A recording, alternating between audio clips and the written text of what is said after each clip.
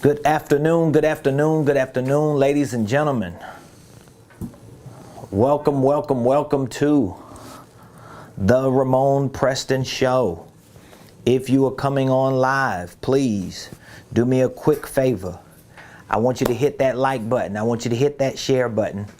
And I want you to tag Lolly Dolly everybody and let them know your boy Ramonepreston, my squad, and the Ramonepreston Show. We're live right here on this beautiful Friday here in the beautiful Buckhead community of Atlanta. So welcome to the Ramonepreston Show. Please hit the like button, hit the share button, put in the comments what city you're watching me from. I love to find out where you are watching me from. I want to give a shout out to some of our viewers that are watching us from different cities. If you are watching us, please put in the comments what city you're watching us from. Shout out to Chicago, shout out to Virginia, shout out to DC. We have several cities that's been watching us. This week we've had some great interaction with so many of you.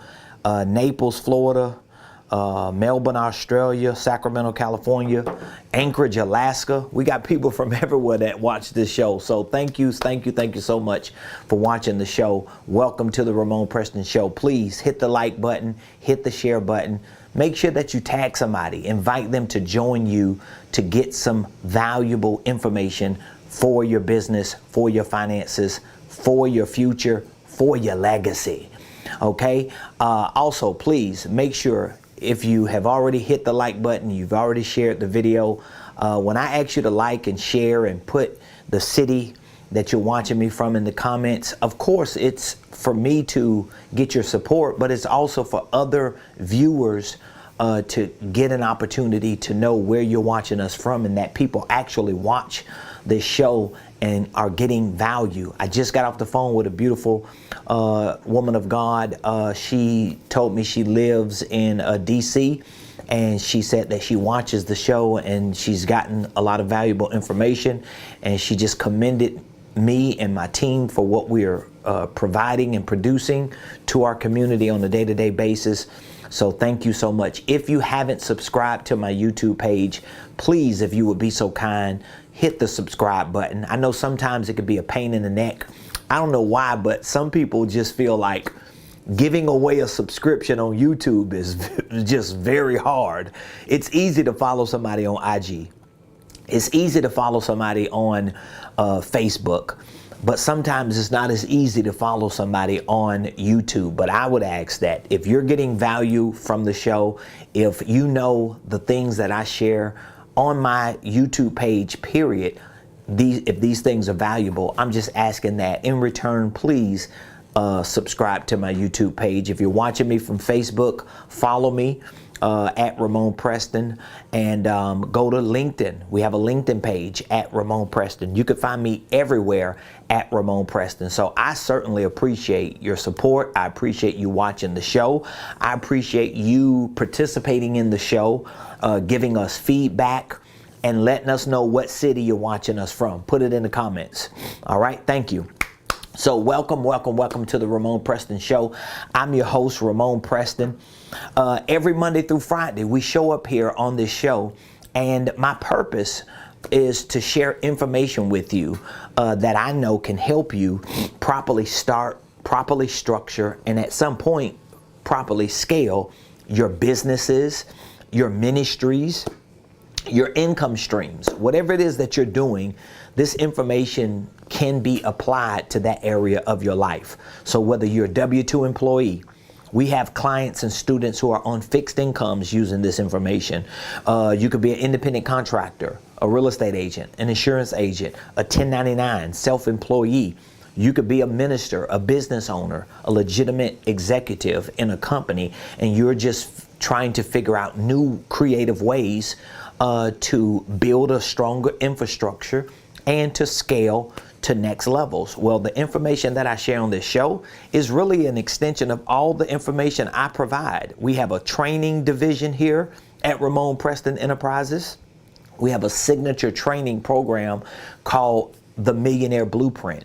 And within that program, we have hundreds of training videos, interactive lessons, documents, and forms teaching you about starting and structuring holding companies, how to file and form your paperwork for those holding companies. We teach you how to run the day-to-day operations of your holding company. And we give you all the information for what you need to know with regard to holding companies. We teach you information on creative tax strategies. We show you how to literally minimize your tax liability, maximize your deductions through different trainings and different teachings that we do. We teach you on income categories. We teach you on the ABCs of financial literacy. We lean heavy on teaching you about accounting, at least the basic principles of accounting when it comes to your personal finances and your business. We have real estate investing courses to give you some understanding of how real estate investing works within your wealth building infrastructure. We have courses on sales and marketing and financial systems and operational systems. We want you to have an entire comprehensive understanding of what it is to literally start, structure, and scale a business operation.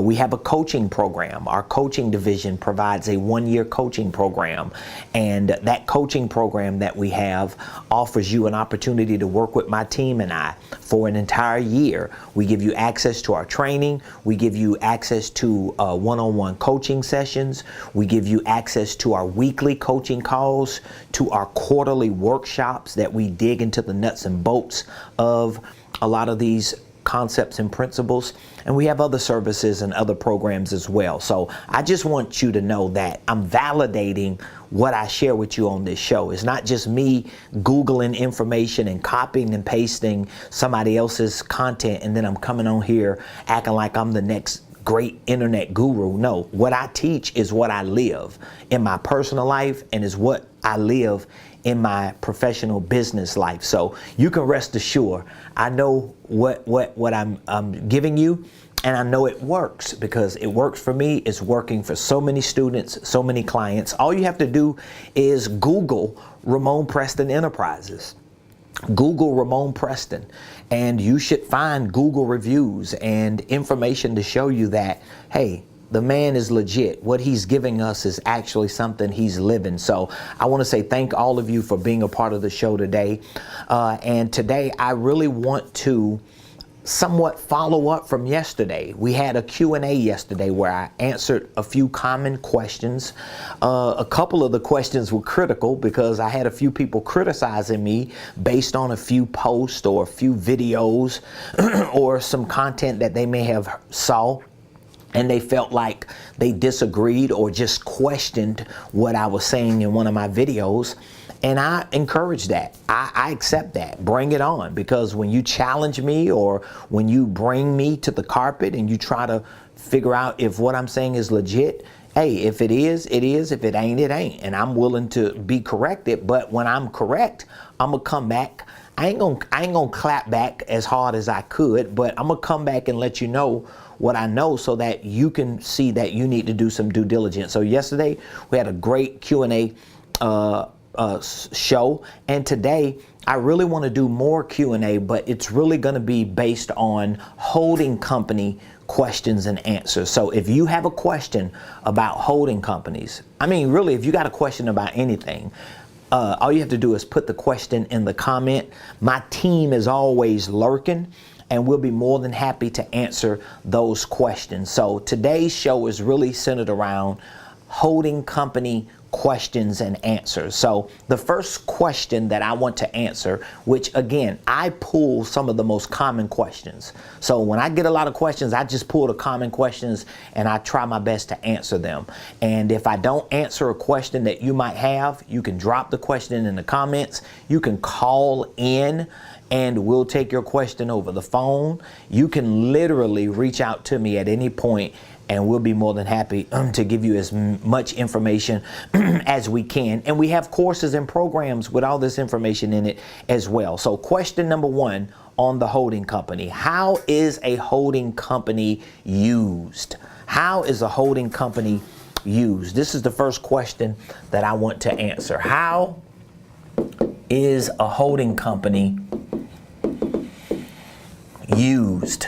This is a powerful question because a lot of people who hear about holding companies, they want to start a holding company because when they start hearing about it and learning about it, you realize that this is a powerful concept. It's something that you should be utilizing within your business structure, but you don't always know how this holding company is used. Well, holding companies are used by businesses of all sizes and in all industries. Number one, many of the best known publicly traded corporations are actually holding companies, and many of the people buying their stock, this is something that you might need to think about. Many people that buy the stocks of a lot of these publicly traded holding companies don't even know and realize that they're investing in a holding company, not necessarily in an operating company. Like, here are some of the most popular holding companies that you might know about. Berkshire Hathaway, that's a holding company. That's Warren Buffett's company. Alphabet, which is actually the company that owns Google and YouTube. Johnson & Johnson is a holding company. Prudential Financial, MetLife Insurance, JP Morgan, Bank of America, Walton Enterprises, that's Sam Walton's holding company that his family runs. This holding company owns a lot of the shares of Sam's Club and Walmart. Wells Fargo is a holding company. Goldman Sachs, Morgan Stanley, Charles Schwab, Apple is a holding company. Citigroup is a holding company. So it's very important for you to know that these are holding companies. And how is a holding company used? Well, of course, a holding company is used to hold. The key word is hold assets. It holds assets. A holding company holds ownership interests in other businesses. So this is the common holding for a holding company, which is ownership interest, because the goal for you, even as a small business owner, even when you have a company, when you have a business that you want to start, or when you are running a business, the goal when you're using this type of concept, this type of infrastructure, the goal is for you to take your operating business and either transfer the ownership to the holding company, or to start a holding company and make sure that when you start an operating business that you make the holding company the owner, because all that does is just give your holding company more power to use when it's time to do other things, like maybe get loans or have more asset value, or to increase the overall net worth of your other companies that are owned by your holding company. So ownership interests in other companies. It may not even be another operating entity that you are running. It may be another company that needs you to invest in it. Well, you can use your holding company to own ownership interests in other businesses that people sell you shares in. You know, you may know somebody who owns a business and you got some extra money that you want to invest. You've done your due diligence on that business and they're willing to sell you maybe half of the ownership or 20% of the ownership, kind of like what you see on Shark Tank. Well, you let your holding company purchase those ownership interests and own them, and you become a part owner, or your holding company does, and that gives your holding company more value. Well, when you purchase real estate, when you invest in real estate, you have a holding company. You have a investment company in your holding company that goes out and make investments. And when you own real estate that's owned by LLCs, those LLCs are owned by your holding company. So those are assets. There are so many other assets. Patents are assets. Trademarks are assets that you could get royalties from and licensing from. Equipment can be assets. Copyrights can be assets. If you have certain formulas or certain processes, recipes, things that you have come up with, it's called IP, like intellectual property. Well, you can make sure that all of those assets are owned by your holding company. So this is how a holding company can be used. Another common way, and this is what I teach to a lot of my clients who are coaches themselves and educators, and they're getting into the educational space and training space. I encourage them to use their holding company to hold the operation of their consulting, or the operation of their coaching, or the divisions of their coaching and consulting and training. So my holding company owns and controls the operation of my consulting and my coaching and my training. So my coaching program that I talked about earlier, our Millionaire Mentorship program, that's what we call it. It's owned and controlled by my holding company. My consulting division, what my wife and I do as business and real estate consultants, it's owned by our holding company. Ramonepreston University, which is our training platform that houses our School of Ministry, our School of Profits. It houses our Millionaire Blueprint, our Business Incubator, our licensing program. All of these assets are owned by a holding company, and that's how we use the holding company. So again, if you don't have a holding company, all right, I encourage you to start one. Yeah, I encourage you to start a holding company, and not just start one, but learn how to actually run it. Learn how to actually run it. Like, I have an entire program just teaching you how to start and structure a holding company, how to run it. It's a program. It's a whole program that literally gives you everything you need to know about running a holding company. And that's just one single program among many programs. So if you want to learn about that and you need information on it, be sure to reach out to me today. At the end, I'll give you a number that you can call or text, and we'll love to give you access to just that holding company course and startup kit if that's what you need. So the question, how is a holding company used? I just answered it, all right? I'll ask you another question. I'll answer another question because I get this a lot too. And again, I've probably got 30 questions just in my phone that I try to write down and put in my notes every time somebody asks me a question about holding companies, which, by the way, when I get questions like this, I always go back and I put them in our courses and in our programs. So what we do a lot of times is when we get new questions, we'll get 10 or 20 new questions, and it'll be some nuance that we hadn't really addressed publicly. Of course, I come on the show, I'll share it like I'm sharing it with you, but then we make sure that we tape it, put it in video form, and we put it on our university training platform. So for you, if you become a member or if you are a member of any of our training and coaching programs, you automatically have access to all this information in secure video-based form on our platform that you might not find on YouTube. I get a lot of people who tell me, I watch your YouTube videos. They're very, very valuable, and I learn a lot, but it's not until they get access to my online program that they realize, oh wow, it's more information on here. So, I mean, everybody's giving information on YouTube, but there's a lot of information that you don't even get and you don't even see until you get access to the platform. So another common question that we get, or I get, is what are some of the common documents that might be needed, or forms that might be needed for your holding company? Okay, so the first document or form that you're going to need is your operating agreement. It's your operating agreement.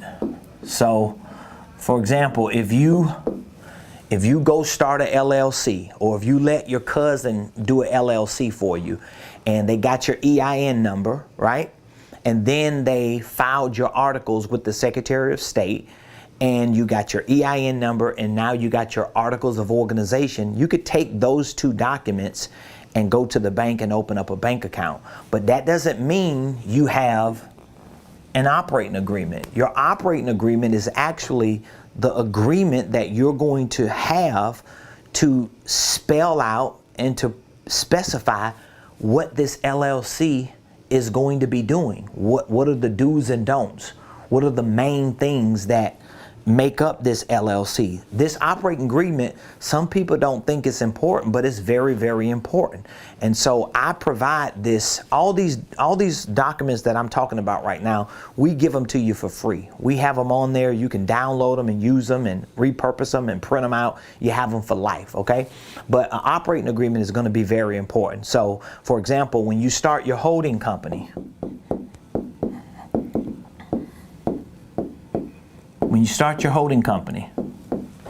you're going to need an operating agreement between you and your holding company.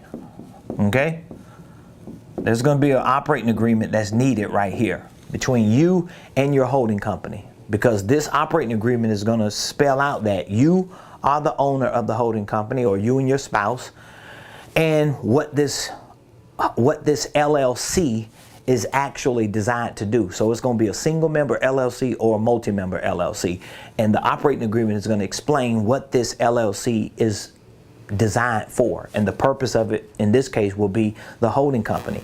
So when you start an operating company, which will be other LLCs, you're going to need an operating agreement between the holding company and the operating company, because you're the owner of the holding company. The holding company is the owner of the operating company. So you're going to need another operating agreement. And every time you start another LLC that will be owned by this company, you want to draft the operating agreement. That's why you want to make sure you have one that you can just use and repurpose over and over again. So again, your operating agreement is your first agreement that is definitely critical. Operating agreement is critical to any LLC that you have. Okay, you don't need an operating agreement if you got an incorporation like a S Corp or C Corp or a nonprofit. But with an LLC as a holding company, you're going to need an operating agreement. Here are some other documents that are common that you would want to have in your library. An asset transfer agreement. Okay, and a lot of times I tell my clients, when you have these agreements, a lot of times these agreements are just papers and documents and forms that you have in your own back office, because you want to make sure you have a paper trail for the transactions and for the activities within your business. Okay, you just don't want to do all these things and then you don't have no way to track and trace what you did. So let's say, for example, if you have some asset that you want to transfer the ownership over to your holding company, but you want to legitimize it. You just want to make sure that it's a legitimate transfer. It could be a vehicle. It could be a piece of property. It could be a whole nother business. A lot of times you just want to draft that asset transfer agreement to have it, maybe to get it notarized and just put up so that you have at least a dated, excuse me, signed, notarized document specifying what you did. Now again, I'm not a lawyer. I'm not a legal expert. So you need to check with your legal gurus to, validate what I'm saying. I'm giving you just information and my experience that I've had working with people who understand some of these things, and I'm taking what I knew and I'm just sharing it with you so that you can have some game on it. Okay, asset transfer agreement. Another agreement is a lease agreement. So this could be for different purposes. You could have, of course, we're not talking about like a piece of real estate that you're leasing to a tenant. We're talking about, let's say, if it's a piece of real estate or a piece of equipment that your holding company is leasing to another operating entity that you own. That lease agreement will work in between that type of transaction, okay? Not necessarily you having a car and you leasing it to a customer, or you got a house or a trailer and you leasing it to a tenant. Those are different agreements you're gonna have that are like personal between or separate between you and the customer or the tenant. We're talking about a lease agreement that if there's certain equipment or certain assets that you as a holding company own and you want another entity to use it, but you don't want the other entity to own it, you just want them to use it, you're gonna use a lease agreement. Another agreement is a licensing agreement. Now I can talk about again, one of the reasons why I can talk about these types of agreements because I've paid lawyers to draft a lot of these agreements. Okay, even in real estate, my wife, she's a licensed real estate agent, so real estate is easy. But some of these other agreements, you're gonna get a lawyer to draft it, and you want to make sure the language is right. So that's why you want to consult an attorney or somebody who specializes in that to make sure whatever the transaction is that you're doing. But again, sometimes these transactions can be just between you and a company that you own, or your holding company and 2 or 3 other companies that you have under there. And so sometimes when it doesn't involve other people, it's not volatile. It's not a lot going on. So you can kind of, repurpose some of the documents that you get. But a license agreement is very, very critical. One of the reasons why I have a license agreement is because a licensing agreement is because I have a licensing program. So I provide like a business in a box to people. Like you can literally purchase my licensing program and you become a licensee, and with that agreement you're able to use my content, my curriculum. You're able to take any information that I have and monetize it and sell it. You can host your own events based on my curriculum. You can sell your own courses using my curriculum. You can actually sell my digital programs and monetize it, but you're going to do that through a licensing agreement. And again, when you build enough curriculum and have enough content and information and programs and products that you can actually provide to others, then you do the same. Maybe you're an independent artist and you have copyrights, you got music, you got you got intellectual property that you can license. Maybe you're a cook and you got recipes that you can actually license. Well, you're going to need that type of agreement, right? Okay. And then we have a service agreement.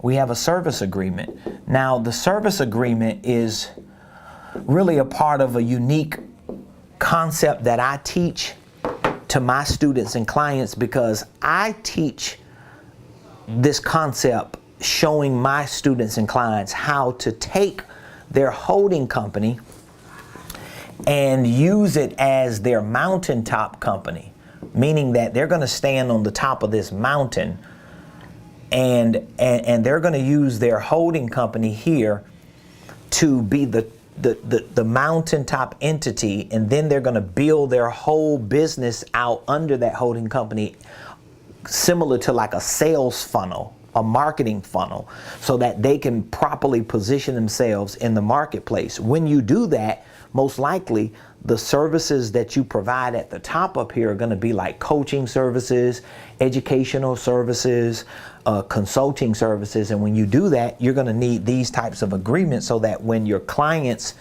and students are using your intellectual assets, your curriculum, and they're participating in your programs, there's some type of agreement between you and them that spells out the terms of that service. So those are just some of the common agreements that when you do start your holding company, you're definitely going to want to have in your library, which again, just in my one holding company course alone, I give you all of those courses for free. Matter of fact, if you are interested in just that course, or maybe you would like my entire Millionaire Blueprint, I'll just show you right here where all these courses are. Feel free at any point. Let me see here. Can I pull it up? You could go to Ramonepreston.com just so that I can show you where exactly is all this information. So let me go to my main website, we're going to click on training. And I just want to show you everything that I just talked to you about. The holding company, starting it, structuring it, running the day-to-day operations. You know, I don't want you to just start a holding company. I talk to a lot of people who they tell me, oh, I got an LLC, I got a holding company, or I got an LLC, but I want to start a holding company and I need to know how to rearrange it, but they're not educated on how to actually do it and how to run it so that you could be successful in it. You don't just want some LLC paperwork filed with the Secretary of State and you can't do nothing with it because you don't know what to do, all right? So here, this is my Millionaire Blueprint, by the way. This is my signature training program. We have hundreds of courses, lessons, dozens and dozens of video-based curriculum on here, but this is my holding company course right here. This is just one of the many courses.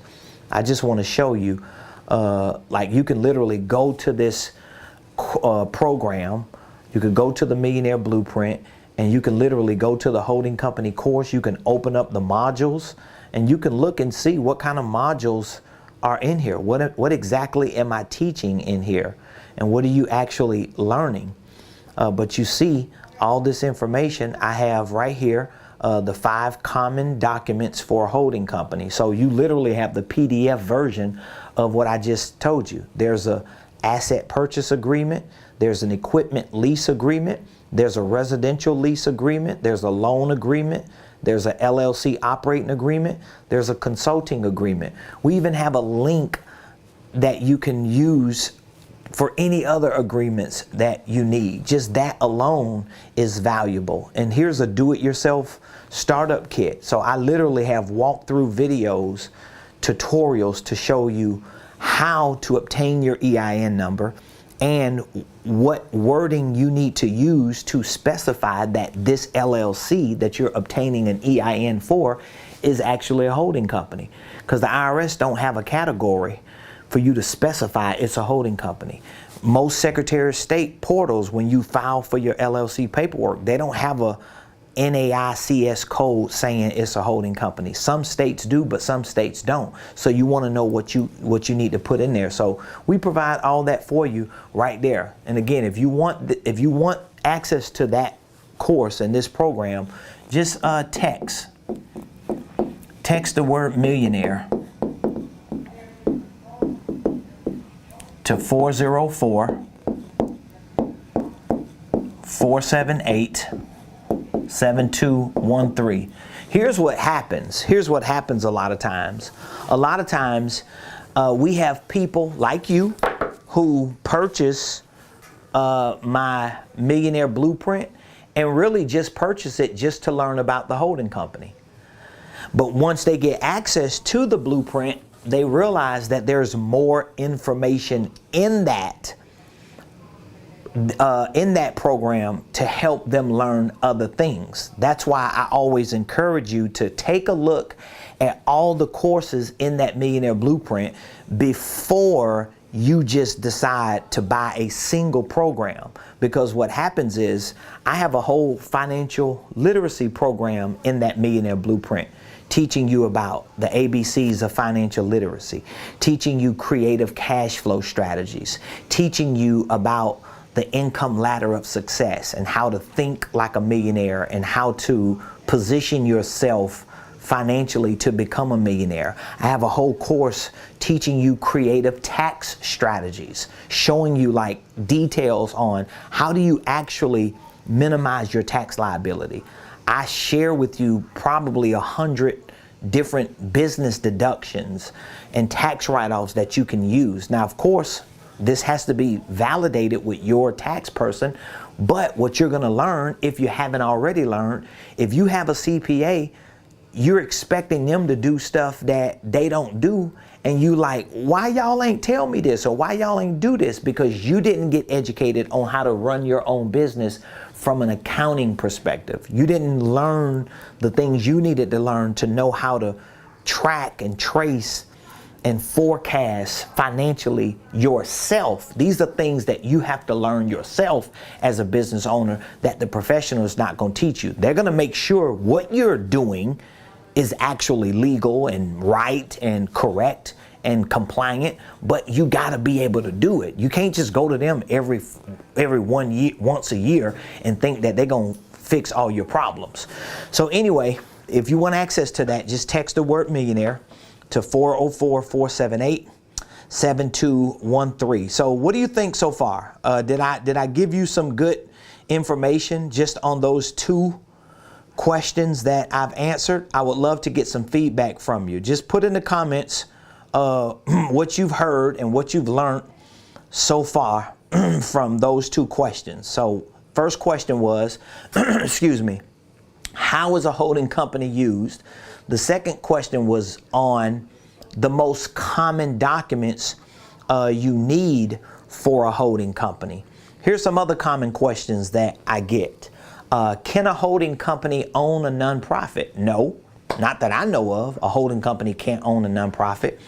But again, if you're like me and you own a holding company and you also want or either own or run a nonprofit, there's a way that you can position yourself so that you're not creating mixed messages in the marketplace. Okay? So that's something that you got to learn. I teach these concepts not just in my training program, but I teach it in my coaching program. You gotta learn how to, this is what you gotta learn how to do. So let's say if you have a nonprofit, and you have a for-profit. So you have to learn how to create like this Mount Rushmore, this mountain up here, and you have to learn how to sit at the top and almost become a conductor of a train that has 2 tracks. So that's the track for nonprofit and that's the track for profit. And you've got to learn how to position yourself and market yourself in a way that you're not confusing yourself. I work with a lot of people who do like I do, because I'm a minister, so I have a nonprofit. I have a church charter, okay? I have a church. I have nonprofit organization, 501c3. I have school of ministry, got School of Prophets. I have Ramonepreston Ministries. I have leadership academies. Like I got outreach ministries. I got prison ministries, nursing home ministries. Like we got all kind of ministries under here, more than I can name right now. And then over here we got business. But you're not confused because you're being introduced to me. So I'm the conductor. So I'm standing right here in the middle. I'm trying to put myself in the middle of the camera. I'm standing right here in the middle, and I'm deciding where you go. Do you go to nonprofit? Do you go to for-profit rather? Do you go to nonprofit? I'm making that determination and that decision because I'm creating a brand awareness with me, with RP. And then I conduct the traffic. So that's how you build it, because this is going to have to be a separate entity. You can't have this entity owned by this entity. And that's where a lot of the confusion comes in at, because structuring it, filing and forming the paperwork is one thing. That's all back office. But when it comes to marketing and positioning yourself for marketing, for branding, for awareness, you got to have it so that you can be the brand ambassador. And if you have a nonprofit and for-profit, you conduct the traffic. You manage that, not some marketplace that does it. Okay, so that's the answer to that question. Another question: why do you consider owning a holding company a form of asset management? So I got that question. Why do you consider a holding company a form of asset management? Because see, I consider owning a holding company a form of asset management. Well, because a holding company is an asset manager. So if you're here and you have a holding company here, okay, this is your holding company, And then your holding company owns an operating entity here, and then it owns another operating entity here, and then it owns a real estate investment company here, and this real estate company owns properties here. And then you have a whole licensing division where you have royalties and rights and other stocks and bonds. Let's just say, for example, this is some type of investment company for stocks and bonds or royalties or whatever. Well, all of these are assets. Your holding company is managing these assets, because if something is going on in any of these entities, the manager / owner has to control the narrative of it. When money is coming in and out of all these entities, who is pulling the strings? The holding company is deciding where money is being reallocated. Where is it being distributed? How do we minimize taxes over here, maximize profits over here? All that's happening up here for all these companies. This company is not controlling the narrative of that company. This company is not controlling the narrative of that company. This company decides what comes in and out and flows in this whole ecosystem. So in essence, the holding company is the asset manager, but in reality, you are the asset manager. So you actually have to develop yourself and think like an asset manager so that you can actually build your asset, which is your holding company. Even if you're not running these operating entities. Most small business owners are running these entities as well as this, but as you continue to grow, you build a staff, you build a team, and at some point you start exiting these roles because you're becoming better and better at it as long as you're making money while you're doing it. So that's why I consider a holding company to be a form of asset management.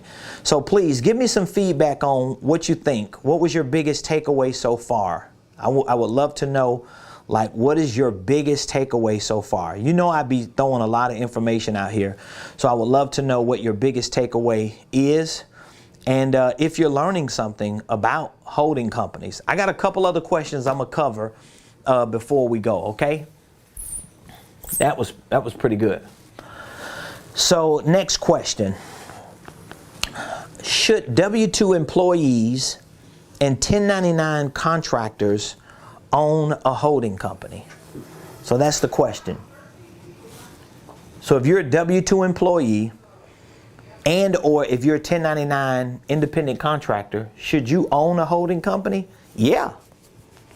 Yeah. Now, number one, you want to make sure if you're a W-2 employee or a 1099 and you're working for somebody, you want to make sure, number one, that there's no conflict of interest. So that means, for example, if you're working for a marketer and now you're trying to start a marketing company on the side, you're going to have a conflict of interest. You need to just quit and go full time. If you're working for, you know, somebody and you starting a company on the side, there's a thin line between you being legitimate and you being shady. Okay, so let's make it clear.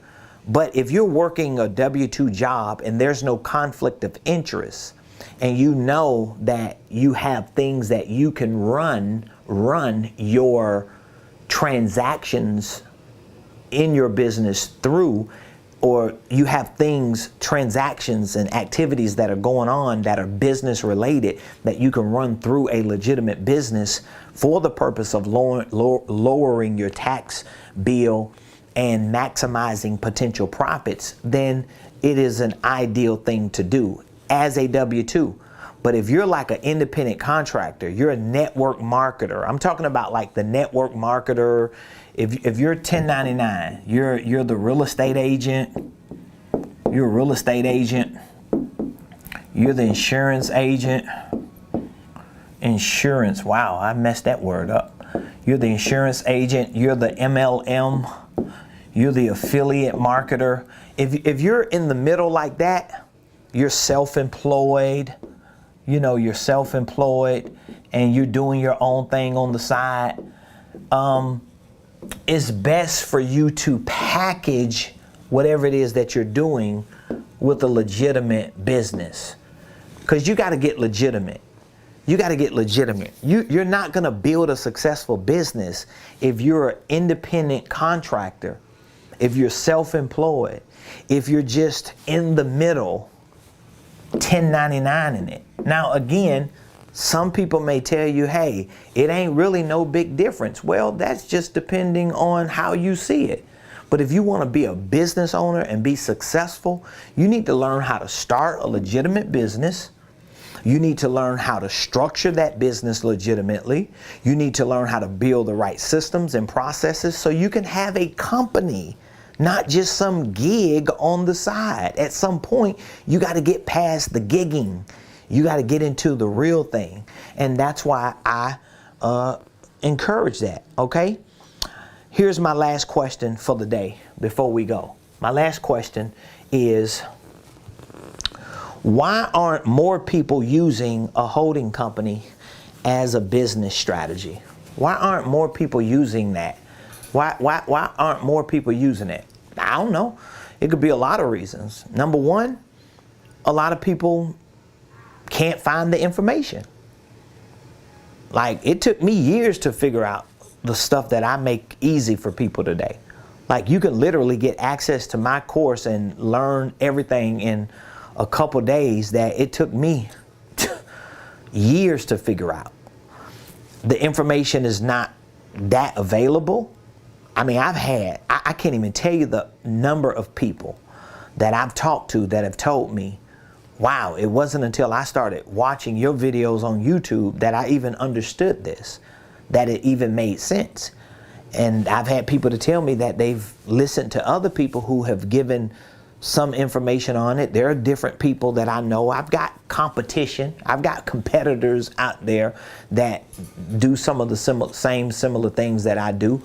But I've even had people to tell me, whether they were lying or not, but I've had people tell me they're not going as in depth as you are, or at least not on the surface. Maybe after you pay a certain amount of money, maybe they give it to you. But, you know, I share a lot of the information I share on this platform because, number one, I want to do business with way more people than just a few people.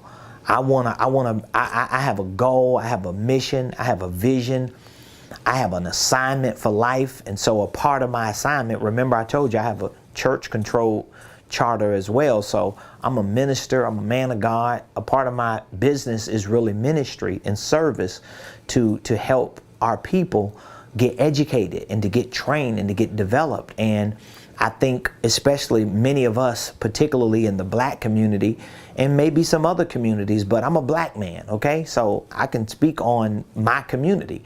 We black people, especially black people of faith, we have so many things that we overlook or we just don't put ourselves in a position for. Like, I come from the hood, and as a black kid growing up in the hood, there's a lot of stuff I never had access to. I mean, you know, when you grew up like I grew up, you never really even went 30, 40 miles away. More like going out of the country or traveling and having all these different experiences. And I'm a 70s baby, so we didn't have the internet or none of that.